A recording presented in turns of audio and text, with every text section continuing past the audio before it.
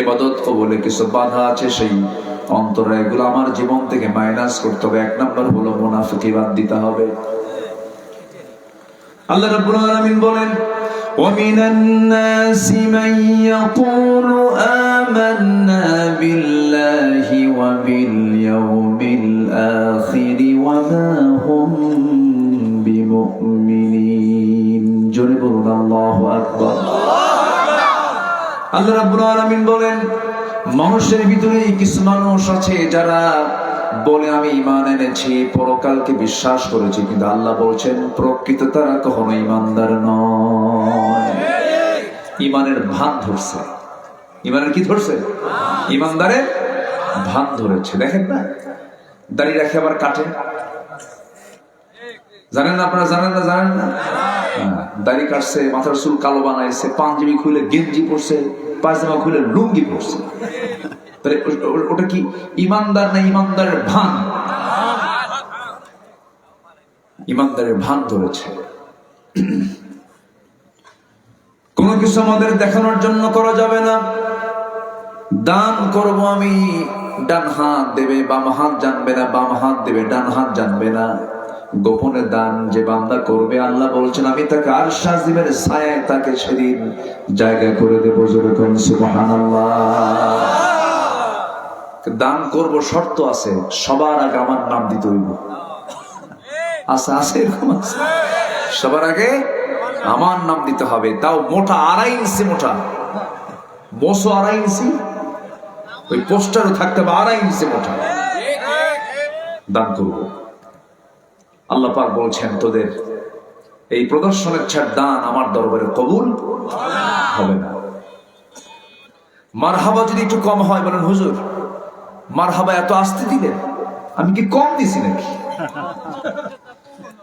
হজ করে আসছে কেউ হাজি কয় না, 7.5 লাখ টাকা খরচ করে হজ করে আসলাম, হাজি কম আছে কিনা? বলেন আছে কিনা? আল্লাহ বলছেন এগুলো সব নিষ্ফল, এগুলো ইবাদত আল্লাহর দরবারে কবুল হবে না। আমার ওয়াজে কিন্তু আজকে খুব একটা মজা পাবেন না আপনারা। যে সাবজেক্ট ধরছি না, জীবনে আর দাওয়াত দেবেন না আমার, কিন্তু ওয়াজ তো করতেই হবে ভাই। গতকালকে আমার একটা আলোচনা ছিল এক জায়গায়, হকের উপরে কথা বলেছে, অধিকার, হক। ভাইয়ের সম্পত্তি, বোনের সম্পত্তি মেরে খায়, আছে না? এদিনের সম্পত্তি মেরে খাওয়া লোক আছে না? বলেন তো, বলেন তো, এই সমস্ত ওয়াজ কি মজা লাগে? দেখ মজা লাগে না, কয় মজা লাগে না? মদিনা থেকে একটা চেন নিয়ে আসছে সোনার, বোনের জন্য। পাবে কিন্তু 1 কোটি টাকার সম্পত্তি নিয়ে আসছে, একটা ছোট্ট চেন আর এই খেজুর আজওয়া টজা নিয়ে আসা। বোন আসো, তোমার জন্য যে দোয়া করছি বোন আমার, তোমার জন্য মক্কার কাবার সামনে বসে দোয়া করছি, সোনার মদিনায় তোমার সালাম পৌঁছে। আমার বক্তব্যে আমার মা বোন যদি থাকে পাশে, আছে নাকি? তারা খুব খুশি, হুজুর কিছু ভাই ওখানে বসে আছে, ভালো করে বসান। রাগ করতেছেন নাকি ভাইরে? হক নষ্ট করে জান্নাত পাওয়া যাবে না, ইবাদত কবুল হবে না, তো কোনো লাভ নাই। সম্পত্তি বুঝায় দেওয়া ফরজ, এতিমের মাল বুঝায় দেওয়া ফরজ, অন্যের হক রক্ষা করা ফরজ। ফরজগুলোকে লঙ্ঘন না করি। আমাদের স্বভাবটা কেমন হয়েছে জানেন? মাথায় টুপি আছে কিন্তু পরনে লুঙ্গি নেই। কি নাই? লুঙ্গি নাই, কিন্তু মাথায় কি আছে বলেন তো? টুপি কি না থাকলেও কি নামাজ হবে না বলেন তো? আর লুঙ্গি না থাকলে নামাজ হবে? হবে। তাহলে আগে কোনটা দরকার? আগে লুঙ্গি দরকার। আগে হক ঠিক করি আমরা। হক ঠিক নাই, কিচ্ছু ঠিক নাই, বাপ মাকে ভাত দেয় না, ওইদিকে খাজা বাবার দরবারে গরু পাঠায়, মহাস্থান করে ঠিকই নিয়ে যায়, গরু আর ছাগল নিয়ে যায়, এই আছে না? না, এগুলো সব বন্ধ হয়ে যেত যদি ইসলাম ক্ষমতায় আসতো। সব পিটায় সোজা করা হতো। সব গাঁজা খাবি। বহুদিন আগে 2018 সালের দিকে হাসিনা আমারে একটু জেলখানায় নিয়েছিল, বুঝতেছেন কি? একটুই তো বলবো, 3 মাস 4 মাস ছিলাম, এ তো আর বেশি না। 13 বছর ছিলেন আল্লামা সাঈদ রাহিমাহুল্লাহ, তার তুলনাতে একটুই তো। জেলখানায় ঢুকানোর পর আমি বেশ কিছুদিন পর থাকার পর দেখি এক বুড়ো চাচা, লাল মোসওয়ালা, মাথার চুলও লাল, দাড়িও লাল, মোষও লাল, দাড়িও বড়, মোষও বড়, বগলের চুলও বড়, নিজের দিকে আর গেল না। তো চাচা জেলখানায় ঢুকছে, বললাম চাচা আপনাকে ধরে আনলো কোন পুলিশ, কি করছেন আপনি? বাবা প্রশাসনের মাথা খারাপ। কেন? বেহেশতের গাছের বিরুদ্ধে ষড়যন্ত্র শুরু হয়ে গেছে। বেহেশতের গাছ মানে কি? গাজা শরীফ। গাজা শরীফ বলতেছে, এই হচ্ছে অবস্থা। আমার দেশের শরীফ কিন্তু বহু শব্দের সাথে আছে। মাজার শরীফ, দরুদ শরীফ, তারপরে ওরস শরীফ, কোরআন শরীফ আছে না? শরীফ, কোরআন শরীফ শব্দ কোথায় আছে? কোরআনুম মাজিদ, ঠিক আছে না? কোরআনুম মাজিদ। কিন্তু আমার দেশে বুখারী শরীফ, মুসলিম শরীফ, ঠিক আছে না? মানে শরীফের সাথে আমাদের দেশে একটা মিল আছে। আমি বলতেছি না তা না, শরীফ শব্দটা খারাপ না, কিন্তু কোরআনের পরিচয় হলো কোরআনুম মাজিদ। ইন্নাহু লাকুরআনুন কারীম, লাকুরআনুন কারীম। আমার দেশে কত যে ভণ্ডামি আছে, ওই খাজা, দিল কর তাজা, ইসমে জালাল, গাজার কলকি খাওয়া হালাল, দেখছেন? এগুলো কিচ্ছু না, শুধু আম গাছের সঙ্গে, সে কোন আম গাছ জানেন? ন্যাংরা আম গাছের সঙ্গে বাঁধতে 1.5 হাত লাঠির পিটন খেলে বাড়ি সব সোজা হয়ে যাবে। সবচেয়ে বড় ওষুধ হলো পিটন। সবচেয়ে বড় ওষুধ কি বলেন? পিটন। দরকার আছে কিনা বলেন? কুল্লা বানান আছে না, আয়াত আছে না? কুল্লা বানান, প্রত্যেক গিরে গিরে পিটান দরকার আছে। হাতে লাঠি নেওয়াও সুন্নাত, মার খাওয়াও সুন্নাত, মার দেওয়াও সুন্নাত। 16 বছর মার খেয়েছি, এখন সময় এসেছে বাতিলের বিরুদ্ধে আমাদের প্রয়োজনে লাঠি ব্যবহার করা লাগতে পারে, ঠিক কিনা? শরীফ ওসমান হাদিকে গুলি করে হত্যা করার ষড়যন্ত্র করা হয়েছে। প্রত্যেকটা হত্যার ষড়যন্ত্রে মোকাবেলা করার দরকার আছে না নাই? রাজি আছেন কারা কারা? হাত উঁচু করে দেখান মুসলমান।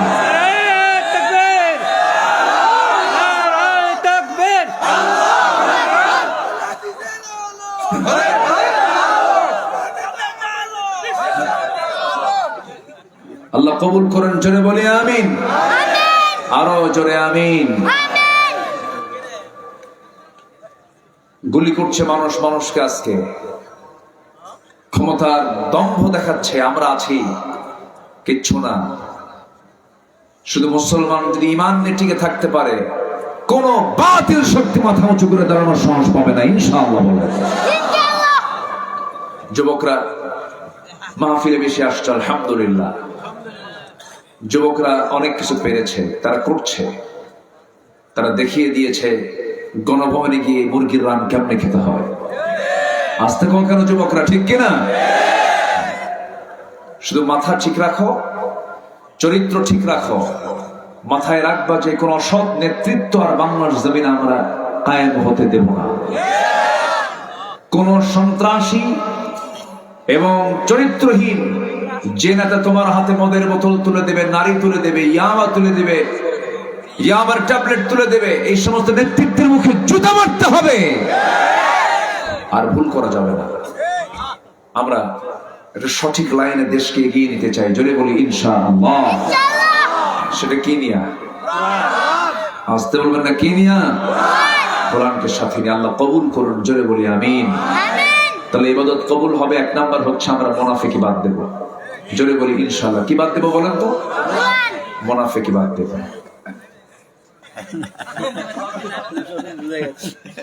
একটু মিসিং হয় না আব্বু? হ্যাঁ, খুব ভালো। ছোট বাচ্চা যেখানে থাকে সেখানে রহমত থাকে, বলি আলহামদুলিল্লাহ। বাচ্চারা মসজিদে গেলে ধমক দিবেন না। কিছু কিছু বুড়া চাচা আছে চোখের গরুর মতো বানায়, ঠিক না? মুরব্বীরা, আপনি তো যৌবনে নামাজে পড়েন নাই, বুঝবেন কি? বুড়া মানুষ আবার রাগ করেন না। ছোট ছোট বাচ্চারা যায়, ওরা এমন একটা আচরণ করে, বাচ্চারা থরথর করে কাঁপে, মনে হয় কত বড় আসামি যেন ওই বাচ্চা না। বাচ্চারা সামনে দিয়ে হাঁটবে, খেলবে, হাসাহাসি করবে, চিল্লা চিল্লি করবে, তাও ধমক দিতে পারবেন না আপনি। কি কথা বোঝা গেল? আজান হবে, গ্রামের সব বাচ্চাকে মসজিদে আড্ডা দেবে। কোথায় আড্ডা দেবে? মসজিদে। বাচ্চাদের আড্ডার জায়গা হলো মসজিদ, আর আমাদের সেজদার জায়গা হলো মসজিদ। কি আস্তে কোন কেন? কিচির মিচির আওয়াজ শোনা যাবে, হাসির আওয়াজ আসবে কানে। এটাই ইসলাম। যদি বলি সুবহানাল্লাহ। যার যত ছোট ছোট বাচ্চা আছে সব নিয়ে যাবেন মসজিদে, ডানে বামে সব জায়গায় থুয়ে দিবেন, থাক। ইসলাম শেখো, দিন শেখো, শৃঙ্খলা শেখো। সুবহানাল্লাহ বলবেন না? এই যে আছে বসে সুন্দর, মাশাআল্লাহ। ও লজ্জা পাইছে একটু, এক সমস্যা নেই, আলহামদুলিল্লাহ। রাগ করতেছেন নাকি? ইবাদত কবুল হওয়ার শর্ত হচ্ছে 10টা অপকর্ম ছাড়বো আমরা। এর মধ্যে 1 নাম্বার বলেছি, আমরা মুনাফিকি ছাড়বো। রাজি আছেন তো ইনশাআল্লাহ? মুনাফিকি করা যাবে? মুনাফিক কারা একটু শুনি। অনেক লম্বা কথা, আমাকে সময় দিচ্ছেন তো নাকি? আল্লাহ কবুল করুন, জোরে বলি আল্লাহুম্মা আমিন। আমার বন্ধুগণ, মুনাফিক কারা? আল্লাহ রাব্বুল আলামিন মুনাফিককে চেনার জন্য সূরা মুনাফিকুন নামে একটা সূরা নাযিল করেছেন। আবার কাফিরকে চেনার জন্য সূরা কাফিরুন নাযিল করেছেন। আবার মুমিনকে চেনার জন্য সূরা মুমিনুন নাযিল করেছেন। মুমিন কারা? সূরা মুমিনুন পড়ো। কাফের কারা? সূরা কাফিরুন পড়ো। মুনাফিক কারা? তোমরা সূরা মুনাফিকুন পড়ো। মুনাফিকুন পড়ো মুনাফিক হওয়ার জন্য নাকি? না মুনাফিকে বাদ দেওয়ার জন্য? মুনাফিকি আমরা বাদ দিয়ে দেব। মুনাফিকের লক্ষণ হলো 3 থেকে 4টা। যখন সে কথা বলে মিথ্যা বলে, যখন সে ওয়াদা করে ভঙ্গ করে, যখন তার কাছে আমানত রাখা হয় আমানতের খেয়ানত করে, যখন সে তর্কে না পারে বাংলা ছেড়ে দিয়ে ইংলিশ কয়। বাংলা ছেড়ে দিয়ে কি কয়? ইংলিশ কয়। খুব নোংরা ভাষায় কথা বলে, বাজে কথা বলে, ফাহিশা কথা বলে, মুখ থেকে বেফাস কথা বলে ফেলে। এগুলো হচ্ছে মুনাফিকের লক্ষণ। কিসের লক্ষণ বলেন? আমাদের দেশে মুনাফিক নাই তো?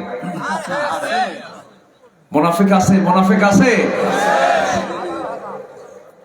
আগামীর সরকার যদি আমরা গঠন করতে পারি, আপনাদের ভোটে নির্বাচিত হতে পারি, মদিনার সনদে দেশ চালাবো। দেখেন মদিনা গেছো, ও কোথায় গেছো? কোথায় চলে গেছো?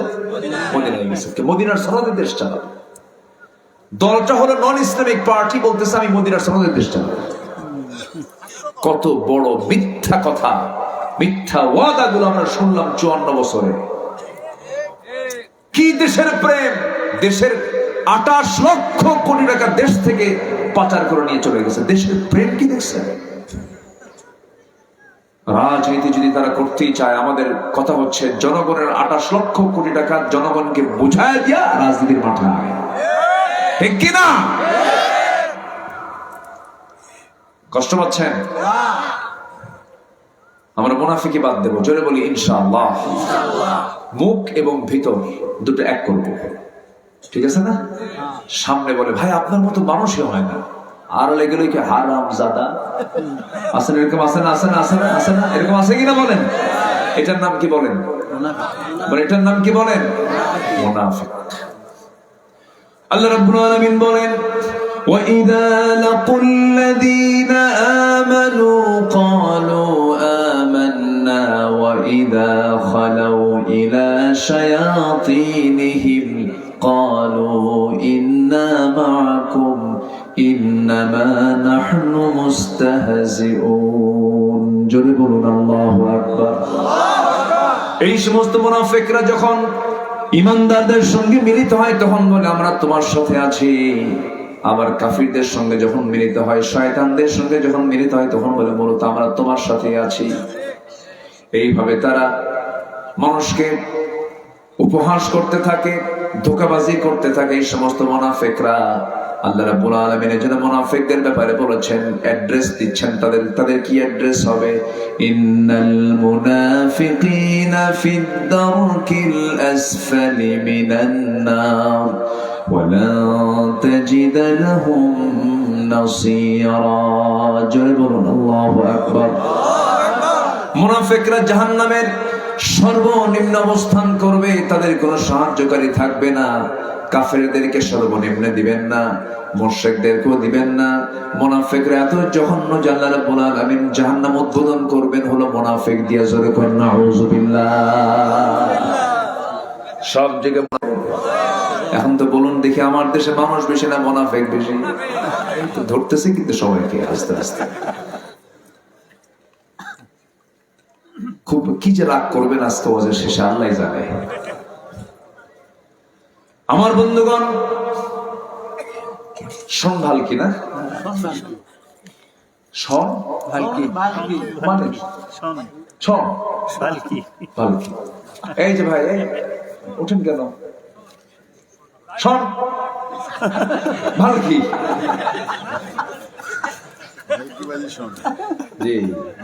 ভেলকিবাজি শোন না। যাই হোক, আগেই আমি শেষ করে দেব, একটু বসে। আমি শিবগঞ্জে প্রথম আসি হলো ময়দানহাট্টা ইউনিয়নের মোহাব্বত নন্দীপুর একটা গ্রামে। 1998 সাল, 1998 সালে আমার ফার্স্ট মাহফিল হয় বগুড়ার শিবগঞ্জের ময়দানহাট্টার মোহাব্বত নন্দীপুর দাড়িদহের পাশের একটা গ্রাম। আজকে 2025, আজ থেকে মোহাব্বত করেন। দেউলি সৈয়দপুরের দিকে বাড়ি ওনার। সাবেক পার্লামেন্টারিয়ান ছিলেন শাহাদাতুজ্জামান, চেনেন তো নাকি? 1991 সালে তিনি পার্লামেন্টারিয়ান ছিলেন এই আসনের। অনেক বর্ষিয়ান মানুষ, এখনো হোন্ডা চালায়, চালায় না? এখনো চালায়। আমি কই, আপনি কি এভারগ্রিন নাকি? বুড়া হয় না তো? 91 যা দেখছে এখনো তাই আছে। খুব ভালো মানুষ, একদম সাদা মাঠা। আল্লাহ তুমি তাকে সুস্থ হায়াতে তাইয়্যিবা দান করো, জোরে বলি আল্লাহুম্মা আমিন। খুব ভালো মানুষ। ওনাকে বলেন নাই মনে হয় না আপনারা? দাওয়াত দিয়েছেন তো নাকি? না, এখন দাওয়াত হয়নি। আচ্ছা ঠিক আছে, সমস্যা নাই। আলহামদুলিল্লাহ, আল্লাহ তুমি তার প্রতি খাস রহমত নাযিল করো, জোরে বলি আল্লাহুম্মা আমিন। আমার দিকে তাকান, কষ্ট হচ্ছেন নাকি আপনারা? তো ফজর নামাজ যার হবে না, মুনাফিক সব নামাজ পড়তে পারে। কোন নামাজ পড়তে পারে না? ফজর। বলেন দেখেন কি আমরা কি নিরাপদে আছি না আমরাও বিপদে আছি? বলেন বলেন, আমরাও বিপদে আছি। সবচাইতে কম মুসল্লি এখন মসজিদে ফজর। ফজরে মাঝে মাঝে ফাঁকা হয়ে যায়, মুসল্লি নাই। মুসল্লি হলো 3 জন, ইমাম, মুয়াজ্জিন আর খাদেম। চাকরি না থাকলে 3টাও থাকতো না। এই হলো মুসল্লিদের দশা। অথচ আজ থেকে 50 বছর আগে আমার দেশে এত মসজিদ ছিল না, কিন্তু মসজিদটা মুসল্লিদের ভরা ছিল। এটা বিশ্বাস করতে পারেন আপনি? নামাজের সংখ্যা কিন্তু বাড়ে নাই, লোক বেড়েছে, সেই পরিমাণ নামাজি বাড়ে নাই। মসজিদ বেড়েছে, মসজিদ শীতাতপ নিয়ন্ত্রিত হয়েছে, এসি লাগানো মসজিদ, টাইলস লাগানো মসজিদ, এত সুন্দর চকচকে মসজিদ, কিন্তু ইমানটা পাকা নয়। মসজিদটা পাকা হলো, ইমানটা পাকা নয়, মসজিদে মুসল্লি নাই। আমার বন্ধুগণ, ফজরের নামাজের এত ফজিলত, আল্লাহ রাসূল বলেছেন রাকাতাই সালাতুল ফজর খায়রুম মিনাদ দুনিয়া ওয়া মা ফিহা। ফজরের 2 রাকাত সুন্নতের দাম হলো এই দুনিয়ার মাঝে যা কিছু আছে তার চাইতে বেশি। সুন্নতের কথা বললাম, ফরজ তো বাদই থাকলো। সে নামাজ আজকে মুসলমান পড়ে না। হুজুর ওয়াজ শুনতে খুব মজা লাগে, হুজুর পানি ঠান্ডা। হুজুর পানি কি ঠান্ডা? সম্ভব না হুজুর, ওয়াজ শুনতে শুনতে মরে যাবো, নামাজ পড়ুন না। হবে না। 10টা অপকর্ম থাকলে পরে নাম্বার 1 হলো মুনাফিকি। বাদ দেব আমরা? মুনাফিকি করা যাবে না। আমার নবীর যুগেও মুনাফিক ছিল, নবীর পিছনে ইক্তেদা করেছে, চোখের পানি ফেলে ফেলে নবীর ওয়াজগুলো শুনছে, নবীর পিছনে ইক্তেদা করছেন। ইয়া রাসূলুল্লাহি, মুনাফিক তো আমার বাবা যদিও মুনাফিক, কিন্তু আমার তো জন্মদানকারী পিতা। হুজুর, আমার বাপ ভালো মানুষ না আমি জানি। আমার বাপ তো দুনিয়া থেকে বিদায় নিয়েছে। আমার বাবা, আমার সাথে আর কোনোদিন তার দেখা হবে না। আমার বাপকে আমি বিদায় জানাই দেবো। আমি জানি আমার বাপ খারাপ মানুষ, কিন্তু আপনার কাছে একটা আমার আরজি থাকলো, একটা অনুরোধ থাকবে। সেটা কি বলো? কি বলতে চাও বলো? বলছেন ইয়া রাসূলুল্লাহি, আমার বাবার কাফনের কাপড় হিসাবে আমি আপনার একটা জুব্বা চাই, আপনি আমাকে একটা জুব্বা দিবেন। আমার নবীজি মানা করলেন না। রাসূল বলছেন যাও, নিয়ে যাও। জামাটা নিয়ে গিয়ে গোসল করায় দিয়ে মুনাফিক বাবার গায়ে নবীজির জুব্বাটা পরায় দিয়েছে। কিছুক্ষণ পরে এসে বলছে ইয়া রাসূলুল্লাহ, আমি জানি আমার বাপ খারাপ মানুষ, আমার বাপ মুনাফিক, কিন্তু আমার তো জন্মদানকারী পিতা।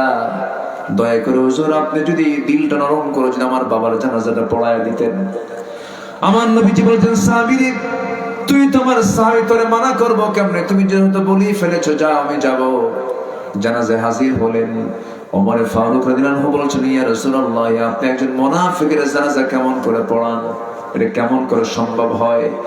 আমার নবীজি এবার বলছেন, ওমর আমাকে বাধা দিও না, জানাজা পড়তে দাও। আমার সাহাবী সে বারবার আমাকে বলছে, আমি কেমন করে মানা করি? নবীজি জানাজা সম্পূর্ণ হয়ে গেল, রাসূল জানাজা সম্পূর্ণ করলেন। সঙ্গে সঙ্গে সিদ্ধান্ত চূড়ান্ত হলো, হে রাসূল, আপনি মুনাফিকের জন্য দোয়া করুন, আর না করুন 70 বারও যদি তার জন্য আপনি গুনাহ মাফের জন্য দোয়া চান, আমি আল্লাহ রাব্বুল আলামিন আপনার দোয়াও কবুল করব না। নবী গায়ের বরকতের জুব্বা নিল, নবীজি তা করতে পারে না। এদের কোনো বুক পিঠ থাকে না, প্রচন্ড ভয়ঙ্কর হয়। আমার নবীজির সুন্দর সাজানো সংসার একবার আগুন ধরা দিতে নিয়েছিল। কি ষড়যন্ত্র করেছিল! আমার নবীজি কোন এক অভিযান থেকে ফিরে আসতেছিলেন মদিনার দিকে। আমার নবীজি আবার বুড়া কথা শুনবে না, বউর সাথে নিয়ে যাও সুন্নাহ, এটা রাসূল স্ত্রীকে সাথে নিয়ে গেছেন। বউর সাথে থাকলে অনেক সেফ, অনেক দেখবেন ওখানে হজে গেলে, যারা হজে গেছেন তারা টের পাইছে, বউর সাথে থাকলে সুবিধা না, ভালো না, অনেক সেফ সেখানে। কারণ হজের কাছে নারী পুরুষ কিন্তু, তুমি আমাকে হারিয়ে দিয়েছিলে, চলো আজকে দৌড় মারি, কে ফার্স্ট হয় দেখি। আম্মা জান আয়েশা বলেন, সেই সময় আমি স্থূল হয়ে গিয়েছিলাম, একটু মোটা হয়ে গিয়েছিলাম, দৌড়ের পাল্লায় সেদিন আমি হেরে গেলাম। নবীজি বিজয়ী হয়ে আমার দিকে মুস্কি হাসি মেরে বললেন, ওই রাতের পরাজিত হওয়ার জবাব। আমার নবীজি অভিযান শেষ করে মদিনার দিকে রওনা দিয়েছেন। আম্মা জান আয়েশা সিদ্দিকা তার সাথে ছিলেন। একটা উটের পিঠে হাওয়াদার মধ্যে তিনি ছিলেন, তার দায়িত্বে একজন সাহাবীও ছিলেন। উদ্দেশ্য হলো ঢেকে ফেলা, আর আজকের সমাজে বোরকার উদ্দেশ্য হলো ঢেকে ফেলা না সাজিয়ে দেখানো। বলেন তো, বলেন তো, বলেন তো, ঢেকে ফেলা না সাজিয়ে দেখা? সাজিয়ে দেখা। আমরা কি বোরকাওয়ালি হব না পর্দাওয়ালি হব? বলেন, আমার মা বোনদের বলতেছে, আমরা, আমার মা বোনেরা কি হবে, বোরকাওয়ালি হবে না পর্দাওয়ালি হবে? পর্দা। বোরকাওয়ালি হয়ে লাভ নাই, পর্দাওয়ালি হতে হবে। কি কথা কি ঠিক আছে না? হ্যাঁ। সম্মানিত ভাইরা, অনেক মেয়ে বোরকা পরে, এমন মিনিমাম যেটা সেটা ছিল সবসময়ের জন্য। তো উনি একা পড়ে গেলেন, ভাবলেন কি করা যায়, কি করবো, আমি তো একা পড়ে গেলাম। রাসূল আবার এক সাহাবীকে দায়িত্ব দিয়েছেন, সাফওয়ান নামে এক সাহাবী, তাকে বললেন, সাফওয়ান তুমি সবার শেষে আসবে। আমার বাদ পড়ে এসে বলছেন, আমি আপনাকে চিনতে পেরেছি আম্মা জান, আপনি কোনো চিন্তা করবেন না, পর্দার নিয়ম রক্ষা করে আমি আপনাকে নবীর ঘর পর্যন্ত নিরাপদে পৌঁছায় দেব। ঘোড়ার পিঠে করে তাকে নিয়ে চলে গেলেন মদিনায়। সঙ্গী তার মনটা মরে গেল, চেহারা ফ্যাকাশে হয়ে গেল। বইয়ের বিরুদ্ধে যদি এমন কোন কথা স্বামীর কানে চলে যায়, মন তো খারাপ হওয়াটাই স্বাভাবিক। আমার নবীজি মন মরা হয়ে গেলেন, বলতেন, আয়েশা যা শুনতে সব মিথ্যা কথা, বানোয়াট কথা, তুমি আমার বাড়িতেই থাকবে। এই ইতিহাস যদি পর্যালোচনা করি, নিশ্চিত আমরা বলতে পারি পৃথিবীর কোন মানুষ গায়েবের মালিক নয়, গায়েবের মালিক একজন, তিনি আমার কে। বলতেন বলতেন না। আম্মা জান আয়েশা রাতের বেলা ঘুমাতে যান, ঘুমাতে পারেন না। আমার নবীজি নিজের বিছানায় ঘুমাতে যান, ঘুমাতে পারেন না। হাতটা গায়ে দিয়ে মনে হলে সাহাবীদের মন তাজা থাকে নাকি? সবার মন মরা। নবীজির মুখে হাসি বন্ধ হয়ে গেছে। আম্মা জান আয়েশা সিদ্দিকার এই সিচুয়েশনে নবীজির মনটা ভালো নাই। ওইদিকে মুনাফিকরা, সাহাবীরা মন খারাপ করে থাকে, আর মুনাফিকরা হাসে। মুনাফিকরা কি করে? হাসে। কিন্তু ধৈর্যশীলদের পুরস্কার দেন কে বলেন? আসতে বলবেন না, কে পুরস্কার দেন বলেন? আল্লাহ তাআলা। আম্মা জান আয়েশা সিদ্দিকা রাদিয়াল্লাহু আনহা সিজদায় পড়ে পড়ে ডুকরে ডুকরে কাঁদেন, আর বলছেন, আল্লাহ তুমি তো সবচাইতে বড় সাক্ষী, আমার এই সমস্ত অপকর্মের সঙ্গে আমার কোনো সম্পৃক্ততা নাই। মুনাফিকরা লেগেছে, আল্লাহ মেহেরবানি করে এই বিপদ থেকে তুমি আল্লাহ আমাকে হেফাজত করো। জোরে কান সুবহানাল্লাহ। 40 দিন পার হয়ে গেল। সময় কিছুদিন যাওয়ার পরে আমার নবীর কাছে ওহী নাযিল হলো, হে রাসূল, আয়েশাকে নিয়ে যে কথা চলতেছে সম্পূর্ণ মিথ্যা, ভিত্তিহীন। ইন্নাল্লাযীনা জাউ বিল ইফকি উসমাতুম মিনকুম। কোনো টেনশন নাই, আপনি আপনার স্ত্রীকে আপনার ঘরে নিয়ে আসুন। নবীর আনন্দ দেখে কে? আমার নবীজি দৌড় মেরে শ্বশুর বাড়ি বানাইছে। কথা কম কয় না বেশি কয়? বলেন বলেন, বেশি বলে। এটা মাথায় রাখতে হবে। তারা কথা বেশি বলবে, তারা একটু বাকামি করবে, এটা তাদের নেচার। এটা মাথায় নিয়ে সংসার করতে হবে। বেগুন কিনছেন, যদি পোকা হয়, পোকাওয়ালা বেগুন যদি বাড়িতে তোলেন, বর্ষার দিনের বেগুন কি ভালো থাকে? তো পোকা হয়, তো পোকা বোঝাও যায় না। নিয়ে গেছে, খা বাবা, ভাত খা বাবা, এটা কর এটা কর বাবা, সোনা জান, বারবার বলতেছে, কোনো বিরক্তি নাই। আপনি পারবেন? এক বেলা যদি 1.5 বছরের বাচ্চা আপনার করে দিয়ে বলা হয় তুই এক বেলা দেখ, সকাল থেকে দুপুর পর্যন্ত, বলবেন বাবা থামো? মন খারাপ করে বসে আছেন। আম্মা জান আয়েশা সিদ্দিকা 9টা কারণে শ্রেষ্ঠত্ব দান করেছেন। নাম্বার 1 হলো, আমি একমাত্র 9 বছরের নববধূ হয়েছে, আমি তোমার হক আদায় করার চেষ্টা করলাম। আম্মা জান আয়েশা বলেন, নবীজি আমি আরেকটা কারণে আল্লাহ পাক আমাকে শ্রেষ্ঠত্ব দান করেছেন, সেটা হলো নবীজি দুনিয়া থেকে যখন বিদায় নিলেন, আমার নবীর কবরটা অন্য কোনো ঘরে হয় নাই, আমার নবীর কবরটা আল্লাহ পাক আমার ঘরে ব্যবস্থা করেছেন। যেরকম সুবহানাল্লাহ। আমার নবী যে জায়গায় শুয়ে আছেন এখন, এটা হচ্ছে আম্মা জান আয়েশা সিদ্দিকার ঘর। ওই জায়গাতেই শুয়ে আছেন দুজন সাহাবী, এর মধ্যে একজন আবু বকর সিদ্দিক রাদিয়াল্লাহু তাআলা আনহু। কিন্তু দ্বিতীয় জন আম্মা জান আয়েশা সিদ্দিকার চিন্তা ছিল, আমি যদি মরে যাই আমার কবরটা নবীর পাশে হবে। কিন্তু ওমর ফারুক রাদিয়াল্লাহু যখন দুনিয়া থেকে বিদায় নিচ্ছিলেন, আহত হয়ে পড়েছিলেন মদিনায়, তাকে পিছন দিক থেকে নামাজের অবস্থায় চাকু মেরেছিল, ধারালো অস্ত্র প্রয়োগ করেছিল। নবীজির এই প্রিয় সাহাবী রক্তাক্ত অবস্থায়, আহত অবস্থায়, জখম অবস্থায় তিনি বেঁচে ছিলেন কিছুক্ষণ। ওই সময় তিনি তার ছেলেকে ডাক দিয়ে বলছেন, ছেলে আমার, তুমি তাড়াতাড়ি চলে যাও, আয়েশার কাছে চলে যাও, আমার বড় শখ আমি নবীর পাশে ঘুমাবো। সে যদি একটু জায়গা দিত আমি নবীর পাশে ঘুমাতাম। এই কথা গিয়ে যখন প্রপোজ করলো, প্রস্তাব যখন দিয়ে দিল, আম্মা জান আয়েশা সিদ্দিকা কাঁদতে কাঁদতে বলছেন, আরে অর্ধ দুনিয়ার শাসন করতে ওমরের মতো মানুষ আমার কাছে চাইলেই কি আমি প্রত্যাখ্যান করতে পারি নাকি? আমি আমার জায়গাটুকু ওমরকে দিয়ে দিলাম।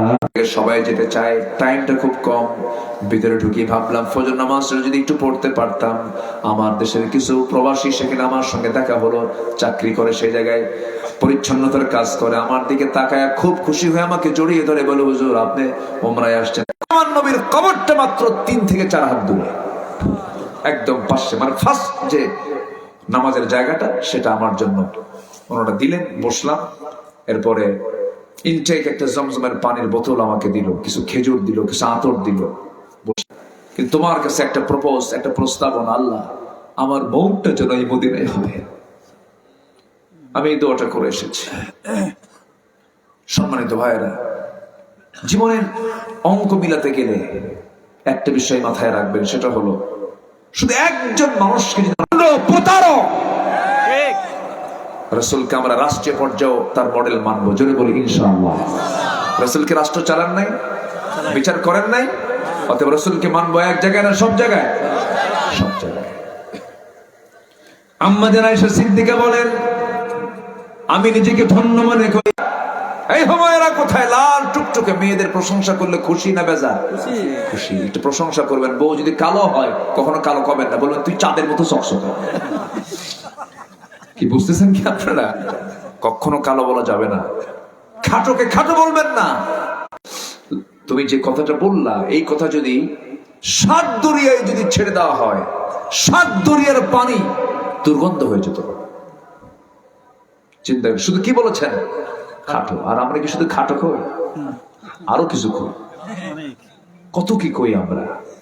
এটা লোকের চোখ নাই, এই কানা, 100 কাছে 100, এই তার ব্যাটারি। আর আমরা রাসূল বলেন, তুমি যে একটা শব্দ বলেছো খাটো, এই খাটো শব্দটা যদি 7টা দরিয়ায় যদি ছেড়ে দেওয়া হতো, 7 দরিয়ার পানি বিবর্ণ হয়ে যেত, দুর্গন্ধ হয়ে যেত। এত ভয়ঙ্কর হচ্ছে শব্দ চয়ন। আমরা সচেতন হব। জোরে বলি ইনশাআল্লাহ। ও আচ্ছা, অথেন্টিক নিউজ, একদম অথেন্টিক চ্যানেল আছে। আহা,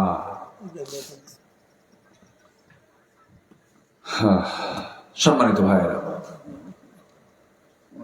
আমি কি কথা বলবো? আলোচনা চালাবো। কেউ তো বাড়ি যাচ্ছেন না, দেখতেছে লক্ষণ তো ভালো না। চলবে ইনশাআল্লাহ। বাড়ি যাবেন না আপনারা? বাড়িও যাবেন না, তাহলে থাকেন, আমি যাই। এত সুন্দর মানুষ, বলি আলহামদুলিল্লাহ, খুব ভালো। আমার নবীজি বলছেন, আয়েশা, হুমায়রা তুমি কোথায়? ডাক দিলেন, কিন্তু ডাকে সাড়া দিলেন, কিন্তু কথা বলতেছেন না। রাসূল বলছেন, আয়েশা রাগ করছো? আমি ইব্রাহিমের আল্লাহর প্রশংসা করি। কার আল্লাহ? ইব্রাহিম। উনি চলে গেছেন কোন নবীর কাছে? বলেন কোন নবীর কাছে? আমি ইব্রাহিমের আল্লাহর প্রশংসা করি। রাসূল বললেন, আয়েশা তোমার রাগ কিন্তু টের পেয়েছি। দেখেন তাদের রাগটাও ছিল কত বিকচিত রাগ, তাই না? কি সুন্দর করে বোঝায় দিল। রাসূল বললেন, বাঁচান, আমাদের সমাজকে বাঁচান, আমাদের পরিবারকে বাঁচান, আমাদের রাষ্ট্রকে বাঁচান। জোরে বলি আল্লাহুম্মা আমিন। ধর্মের দোহাই দিয়ে ধর্মের বিরুদ্ধে কথা বলে, আছে না? আছে কিনা বলেন? আছে। এক নাম্বার গেল, ইবাদত কবরের এক নাম্বার অন্তরে হচ্ছে মুনাফিকি করা। আরো আছে কয়টা? নুরু, ওয়াজ কি শেষ না শুরু? অনেক কথা। সম্মানিত ভাইয়েরা, আমি শুনতে পেলাম শরীফ ওসমান হাদি এক ক্ষণ জন্মা একজন মানুষ, মাত্র 32 ইয়ার্স, 32 বছর বয়স, 10 মাসের একটা বাচ্চা আছে তার। সে বলেছিল, আমি জানি আমাকে মানুষ মেরেও ফেলতে পারে, আমি যদি মরে যাই আমার সন্তানগুলোকে আপনারা দেখবেন। সে দুনিয়া থেকে কিছুক্ষণ আগে বিদায় নিয়েছে। অথেন্টিক তো?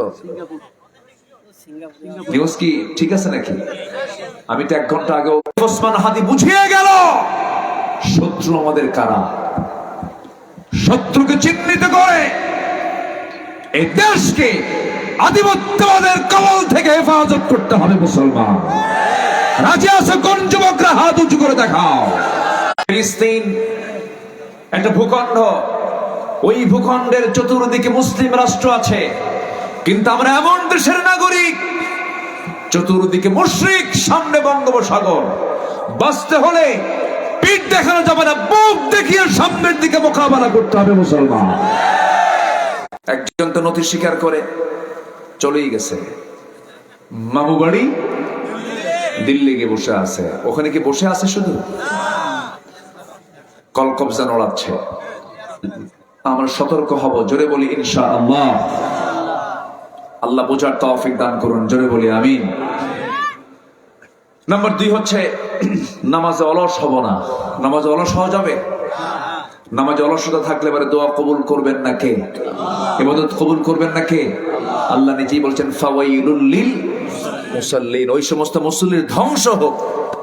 কবুল তো দূরেই থাক, আল্লাহ কি বলতেছে? ধ্বংস হয়ে যাক যারা নামাজে অলসতা করে। আমার বন্ধুগণ, নাম্বার 4 হলো আল্লাহ রাসূলের চরম অবাধ্যতা, সীমা লঙ্ঘন যারা করবে। ওয়া মাইয়াসিল্লাহা ওয়া রাসূলাহু ওয়া ইয়াতাআদ্দা হুদুদাহু ইউদখিলহু নারান খালিদান ফিহা ওয়া লাহু আযাবুম মুহিন। জোরে বলুন আল্লাহু আকবার। যারা সীমা লঙ্ঘন করবে, নবীর এবং আল্লাহর যারা চরম অবাধ্যতা করবে, তাদের জন্য যন্ত্রণার শাস্তি রয়েছে জাহান্নামের মধ্যে। শিরকের গুনাহ বড় ভয়ঙ্কর। শিরক করা যাবে না, আল্লাহর আইনকে বাদ দিয়ে অন্য কোন আইনকে বিশ্বাস করা যাবে না। শনিবারে বাস করা যাবে না, মঙ্গলবারে বিয়ে হওয়া যাবে না, সকালবেলা বাকি দেওয়া যাবে না। আছে নাকি এগুলো? বিয়ের দিন যদি বৃষ্টি হয়, সারা জীবন তারা চোখের পানি ফুরাবে না। ওরে বাপরে বাপ, এই সমস্ত বিষয়গুলো হারাম। এই সমস্ত বিশ্বাসগুলো কখনো করা যাবে না, এগুলো হারাম বিষয়, শিরকের বিষয়। আল্লাহ রাব্বুল আলামিন বলছেন, ওয়া মাইয়ুশরিক বিল্লাহি ফাকাদ হারামাল্লাহু। বস ব্রেক দিয়ে দেন, যদি এখানে ব্রেক না দেন সামনে অ্যাক্সিডেন্ট হয়ে যাবে। দেখছেন কি অবস্থা? এটা কি ঈমান না শিরক? ঈমান না শিরক? থামান। 100 টাকার কসকসা নোট দিয়ে দিল সেই কানা ফকিরের কাছে। কানা ফকির মানে যে বাক্স যে আছে, ও তো কানা ফকির, তো ও কিছু কয় দেখেও না। ঢুকায় গেলাম, তবুও যেন কোনো অ্যাক্সিডেন্ট না হয়, যেন কোনো দুর্ঘটনা না ঘটে। দেখেন কত বড় শিরকের কাজ। এই সমস্ত কাজগুলো করবে যারা, তাদের কোনো ইবাদত কবুল হবে না, ঘোষণা কাজ। নাম্বার 5 হলো সামনে পেছনে যারা পরনিন্দা করে। কিছু কিছু লোকই আছে, ওর মুখে কোনো প্রশংসাই নাই কারো। আসলে এরকম কিছু লোক আছে, হয়তো একজন ভালো চাকরি বাকরি, আরে ওর যোগ্যতাই নাই, এমনি হয়েছে, এমনি দিয়ে দিচ্ছে ওর চাকরি। মানে কিছু লোকই আছে এই স্বভাবের, আছে না? আছে না? হাজার ভালো করেন আপনি, ওর মুখে আপনি কখনো ভালো কিছু পাবেন না। এগুলো লোকের জন্য আল্লাহ পাক ধ্বংস চেয়েছেন। ওই লুল্লি কুল্লি হুমাজাতিল লুমাজা, যারা সামনে পিছনে যারা পরনিন্দা করে বেড়ায়। গ্রামে একটা ছেলে ভালো, একটু ভালো চাকরি করে, ফার্স্ট ক্লাস গেজেট কর্মকর্তা হয়েছে, অথবা বিসিএস ক্যাডার হয়েছে, অথবা প্রফেসর হয়েছে, অথবা ডাক্তার হয়েছে, অথবা ইঞ্জিনিয়ার হয়েছে। এটা কি গ্রামের জন্য একটা গৌরব না? বলেন গৌরব কিনা বলেন। কিন্তু কিছু কিছু লোকের ঘুমই হয় না, আছে কিনা? হাই রে হাই, কেমনে হলো হলো কেমনে, আছে কিনা? আছে কিনা? বিশাল টেনশন, ও মনে হার্ট স্ট্রোক করবে এমন অবস্থা, এত টেনশন। শোনেন, হিংসা করলে কিন্তু লাভ নাই। হিংসা করলে নিজের তাকে ভালো মানে মোহাব্বতের চোখে দেখে না, এটা রাগ করে, একটু তার দিকে একটু নেগেটিভিটি তার আছে। যখন বলছে ঘোরা লাগবে, সবাই রে ঘোরা দিল, তোরে ঘোরা দেবো না, বুঝলেন? ছেলেটা মন খারাপ করে চলে আসছে, আরে আমার আমাকে চাচা আমাকে ঘোরা দিল না। কি বলছে? হিংসা করলে অন্যের ক্ষতি হয় না, নিজের ক্ষতি হয়। নিজের শারীরিক ক্ষতি, মানসিক ক্ষতি, সব ক্ষতি হয়। হিংসুক কখনো আরামে থাকতে পারে না। বোনরা অনেক ভালো আছে তো, আমার দেশের মা বোনরা অনেক ভালো। শুধু যদি একটু নেক নজর দেওয়া হয়, একটু যদি খেয়াল করা হয়, তারা অনায়াসে জান্নাতে চলে যাবে। কিন্তু পুরুষই কিছু আছে বদমাইশ, আছে না? নাই আছে। বউটাকে বোরকা পড়তে না দিয়ে, বউটাকে নিয়ে অর্ধলগ্ন করে সমাজটাকে নোংরা করে, আছে না? আছে না? সমাজ নষ্ট করে। বিয়ের দিন এত নোংরা করে, নিজের বউটাকে সাজায় নিয়ে বিয়ের অনুষ্ঠানে আসে, সবাইকে দেখায় আমার বউ দেখ, এটা জাতীয় সম্পদ, সবাই দেখ। যেরকম নাউজুবিল্লাহ, এরকম বিকৃত রুচির লোক আছে না? নাই।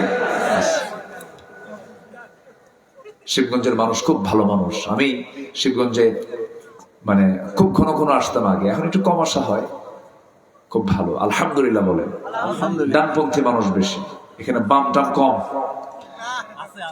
দুই একটা আবুজেল থাকবি তো, এটা না থাকলে খেলা হবে কেন?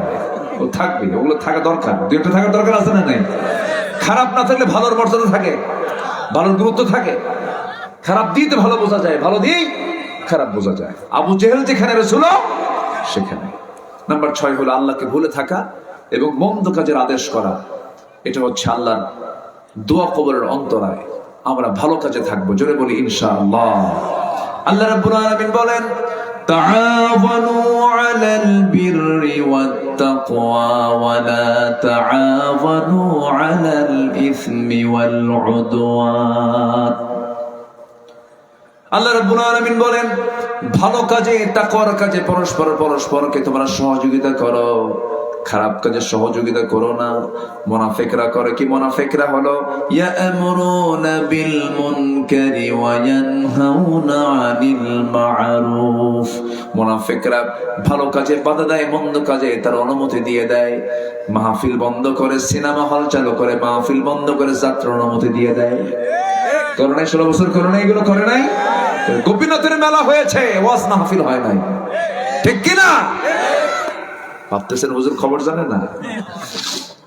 আশেপাশেই তো, হ্যাঁ আশেপাশে আমার দেশে। তবে হ্যাঁ, একটা চেঞ্জ হয়ে গেছে, সেটা হলো এখন কিন্তু যাত্রা নাটকের পরিমাণ অনেকটাই নাই। নাই বললেই চলে, নাই বললেই চলে। মাহফিলের সংখ্যা কিন্তু আগের চাইতে অনেক বেশি বেড়েছে, বলি আলহামদুলিল্লাহ। অনেকে বলে মাহফিল করে লাভ কি, যাত্রা করে লাভ কি? মাহফিল হওয়ার দরকার আছে না? নাই। আজকের এই মাহফিলে যদি একজনও যদি নামাজি হয়, মাহফিল কবুল। সব বসে পারিস না, শুয়ে বল, তোর শুয়ে নামাজ আমি আল্লাহ কবুল করে নেবো। যা, চলে বলে সুবহানাল্লাহ। তবু নামাজ কাজা করা যাবে। সফরে আছো, জোহর পড়তে পারো না, এই সময়ের সমস্যা নাই, জোহর আসর একসঙ্গে পড়ো। সফরে আছো, মাগরিব পড়তে পারো নাই, মাগরিব এশা মুজদালিফার মতো একসাথে পড়ো। মুজদালিফায়, ঠিক আছে না? মাগরিব নামাজ কি রাস্তায় হয় না? হয় না। সব মুজদালিফায় গিয়ে রাত 1টার দিকে গেলেও মাগরিব এসে একসাথে সফর। আল্লাহ পাক বান্দার জন্য কঠিন করে দেন নাই। লা ইউকাল্লিফুল্লাহু নাফসান ইল্লা উসআহা। কষ্ট পাচ্ছেন?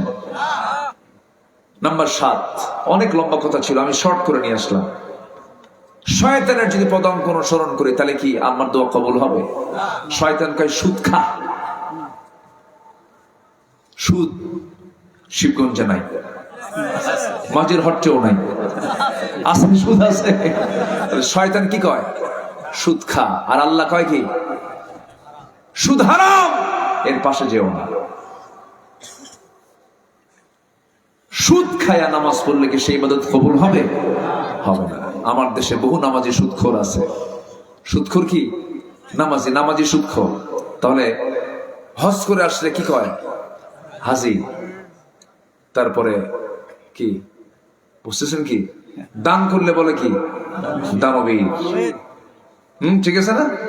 নেতৃত্ব দিতে বলে জননেতা, জনদরদি, দানবীর, হাজি অমক। আর যে সুদ খায় তার সঙ্গে যোগ করতে হবে জনদরদি, নামাজি, হাজি, সুদখোর, সলিমুক্তি। কি কথা বুঝলেন নাই? তাহলে সুদখোরের নাম যদি সুদখোরকে বলে যদি ডাকা হয়, সুদখোর কি খুশি হবে? খুশি হবে না। তাহলে বলুন, আজকের সমাজে যে সুদগুলো চলতেছে, এই সুদের সঙ্গে মুসলমানদের সম্পৃক্ততা আছে না নাই? দোয়া কবুল হবে? হবে। সুদের ভয়ঙ্কর একটা পরিণতি আল্লাহ রাব্বুল আলামিন বান্দার জন্য রেখে দিয়েছেন। সুদের যত গুনাহ আছে, সুদের 70 প্রকার গুনাহ আছে, এর মধ্যে সর্বনিম্ন গুনাহ হলো তাফাত। আল্লাহ তাআলা দুটো জিনিসকে স্যামসাং করতে মানা করেছেন। ধানের বিনিময়ে ধান, এটা হারাম। সোনার বিনিময়ে সোনা, এটা হারাম। এরপরে টাকার বিনিময়ে টাকা, এটা হারাম। তবে হ্যাঁ, টাকার বিনিময়ে সোনা হালাল। কি কথা বুঝতেছেন কি আপনারা? টাকার বিনিময়ে গম হালাল, টাকার বিনিময়ে ইলেকট্রনিক্স সামগ্রী হালাল। টাকা দিয়ে আপনি লেনদেন করবেন, পণ্য সামগ্রী দিয়ে লেনদেন করবেন, সমস্যা নেই। কিন্তু পণ্য পণ্য হবে না, টাকা টাকা হবে না। টাকা পণ্য, পণ্য টাকা, এটা হতে হবে। এটা হলো ব্যবসা।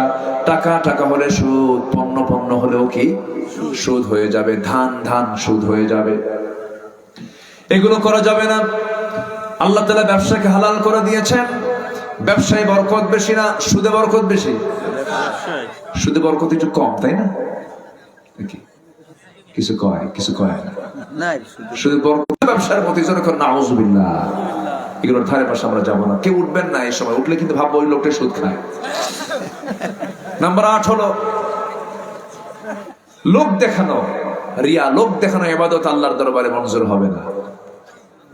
নাম্বার 9 হলো যারা কুফরি করবে, কুফরি হালতের কোন দোয়া আল্লাহ রাব্বুল আলামিন কবুল করবেন না। আল্লাহ রাব্বুল আলামিন সুস্পষ্ট ভাষায় জানিয়ে দিচ্ছেন, ইন্নাল্লাযীনা কাফারু লান তুগনিয়া আনহুম আমওয়ালুহুম ওয়ালা আওলাদুহুম মিনাল্লাহি শাইআ ওয়া উলাইকা হুম ওয়াকুদুন নার। জোরে বলুন আল্লাহু আকবার। যারা কুফরি করবে তাদের সম্পদ, তাদের কোনো কিছু, তাদের কোনো কাজে লাগবে না। সন্তান সন্ততি কোনো কাজে লাগবে না। নাম্বার জায়গায় বলেছেন আল্লাযীনা ইয়ানকুদুনা আহাদাল্লাহি, আছে না? যারা আল্লাহর সঙ্গে ওয়াদা যারা ভঙ্গ করবে, তাদের কোনো ওয়াদা, তাদের কোনো দোয়া আল্লাহ রাব্বুল আলামিনের দরবারে কবুল হবে না। এই 10টা গুনাহ থেকে, 10টা অপকর্ম থেকে যদি আমরা নিজেকে পরহেজ রাখতে পারি, আমরা যা চাবো তা কবুল করবেন সঙ্গে সঙ্গে তিনি আমার কে। আসতে বলবেন না, তিনি আমার কে। 5 ওয়াক্ত নামাজ পড়বেন কারা কারা? একটু হাত তুলে দেখান দেখি। জোরে বলি ইয়া আল্লাহ। আর জোরে বলি ইয়া আল্লাহ। আমাদেরকে 5 ওয়াক্ত সালাত জামাতের সাথে আদায় করা তৌফিক তুমি আল্লাহ। বিদায় হলো। আল্লাহ তুমি তার